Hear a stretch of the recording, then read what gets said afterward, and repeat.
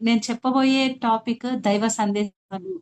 అంటే మనకి ధ్యానం చేసే వాళ్ళకి బాగా సందేశాలు వస్తాయి. ధ్యానం చేసి పడుకున్న తర్వాత మనకి కలల్లో సందేశాలు వస్తాయి. అంటే అవి ఎలా వస్తాయంటే ధ్యానంలో మనకు వచ్చే సందేశాలు ఎవరు పంపిస్తారు? Messages from masters. అంటే మాస్టర్స్ నుంచి మనకి సందేశాలు ఎలా వస్తాయి? అంటే ఆ పరమాత్మ నుంచి సందేశాలు ఎలా వస్తాయి? వాటిని ఎలా అర్థం చేసుకోవాలి? అంటే మనకు వచ్చేటివన్నీ సందేశాలన్నా మెసేజెస్ అయినా లేకపోతే మన ఊహన అంటే మార్నింగ్ నుంచి నైట్ వరకు మనం ఎన్నో పనులు చేస్తూ ఉంటాం. ఎన్నో బాధలు పడుతూ ఉంటాం. ఇరిటేషన్ లో ఉంటాము. అంటే నిద్రపోయిన తర్వాత అవి మనకు నిజంగా అవి కలలేనా లేకపోతే ఆలోచన ద్వారా వచ్చినాయా అని కన్ఫ్యూజన్ గా ఉంటది.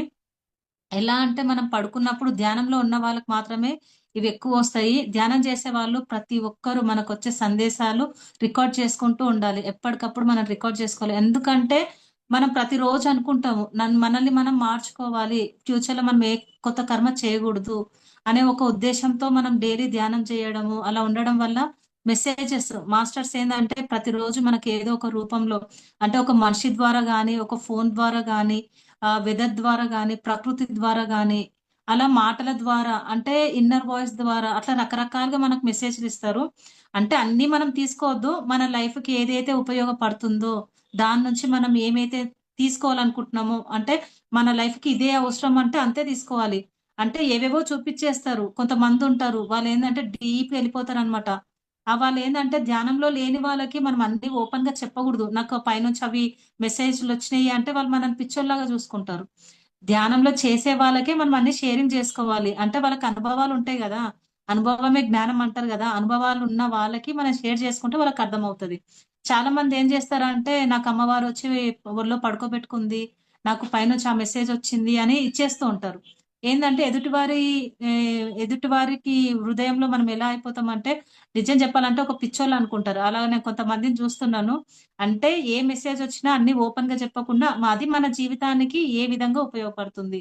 అంటే ధ్యానం చేసే వాళ్ళతో షేర్ చేసుకోవాలి గానీ, బయట వాళ్ళతో అంత ఓపెన్‌గా మనం అవ్వగూడదు. ఇంకోటేందంటే ఇవి ఎప్పటికి అప్పుడు మనం రికార్డ్ చేసుకుంటూ ఒక బుక్‌లో మనం నోట్ చేసుకోవాలి. ఈ డ్రీమ్ వచ్చింది అంటే మనము దీంట్లో గత జన్మలు కనిపిస్తాయి. దీంట్లో ఏంటంటే ప్రస్తుతం మనల్ని ఎవరైనా ఇబ్బంది పెడితే వాళ్ళకి సంబంధించింది ధ్యానంలో గాని, విజన్‌లో గాని మనకి అది కనిపిస్తది. కనిపించినప్పుడు ఏందంటే ఎప్పటికప్పుడు రికార్డ్ చేసుకోవాలంటే నాకెలా అవుతుందంటే ఎగ్జాక్ట్‌లీ 3 మంత్స్‌కి అది జరిగిపోతది. ఏదైతే ఫ్యూచర్‌లో జరిగేది అది పెద్దగా జరిగేది నా లైఫ్‌లో చిన్నగొచ్చి ఎళ్ళిపోతది. అలాంటివి గూడా దీంట్లో అవుతాయి. అంటే నేను రావడమే ఈ ధ్యానంలోకి చాలా తొందరగా పికప్ అయిపోయాను. అంటే ఫస్ట్ డేనే నేను హాస్టల్‌గా కనెక్ట్ అయిపోయాను. అప్పటినుంచి నాకు మెసేజ్‌లు రావడము, మా ఫాదర్‌తో నేను కనెక్ట్ అవ్వడము, అక్కడి నుంచి అన్ని మెసేజ్‌లు తీసుకోవడం. ఆయన చనిపోయిన తర్వాత గూడా ఎలా అంటే అందంగా కనిపియడము, అక్కడి నుంచి నన్ను అమ్ము, బుడ్డి అని పిలుస్తాడు.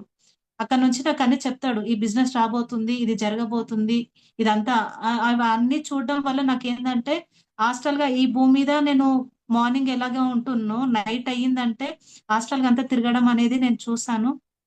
ఏంటంటే ఇవి అందరికి నేను చెప్పను. ధ్యానంలో లేని వాళ్ళకి నేను చెప్పను. వాళ్ళు నన్ను వేరేలాగా అనుకుంటారు.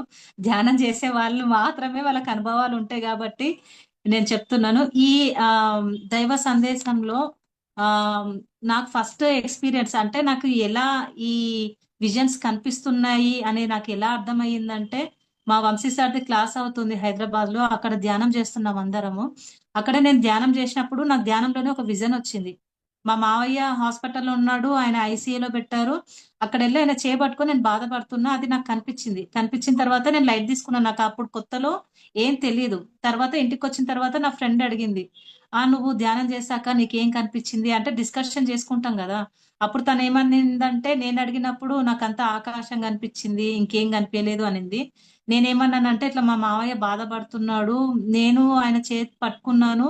అంతవరకు నాకు కనిపిచ్చింది" అని అన్నాను. తర్వాత దాని గురించి వదిలేసా. మనం అంత పట్టించుకోం గదా! స్టార్టింగ్‌లో. అది కనిపిచ్చింది అంతవరకే అనుకుంటాం.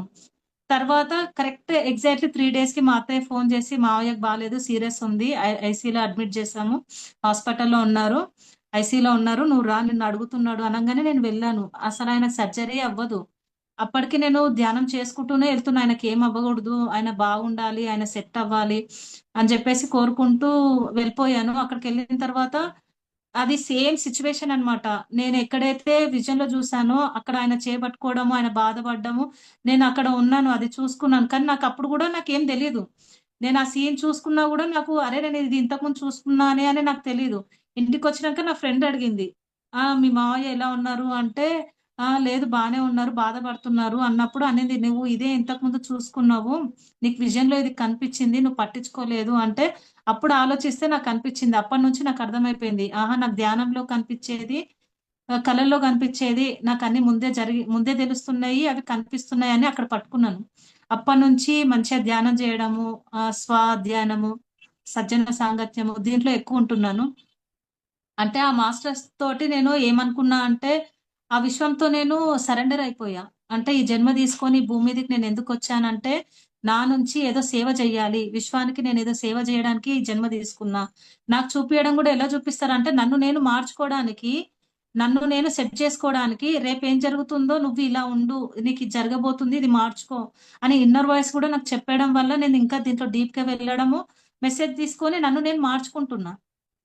అంటే ఇందులో ఏందంటే, దీన్ని ఓవర్‌గా తీసుకోకుండా మన లైఫ్‌కి ఏదైతే సరిపోతుందో, మనల్ని మనం మార్చుకోవడానికి ఏదైతే ఉపయోగపడుతుందో, అంతవరకు మాత్రమే దీన్ని తీసుకోవాలి.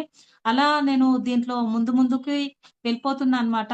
ఆహ్, ఈ సందేశాలు తీసుకొని నా లైఫ్‌ని నేను మార్చుకోవడం జరుగుతుంది.